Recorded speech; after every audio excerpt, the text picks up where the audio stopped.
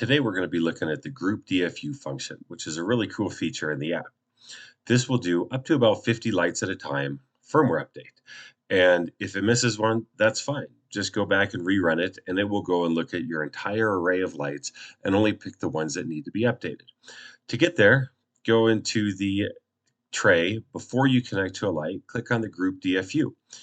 It'll open up and it'll show you what groups you've got. Right now, I've only got one light in group one. So I'm going to click on that and it'll say, confirm you want to update one device. Now, each light is going to take about 2 minutes.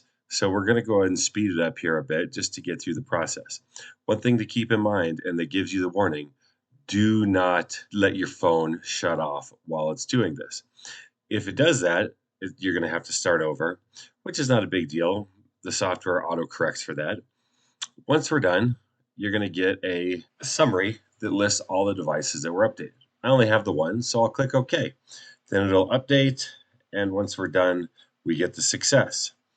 At this point, we'll go ahead and exit Group DFU, go back into Connect to the Light, and go to the About page, and check and make sure that I've got the right firmware, at least in one of them.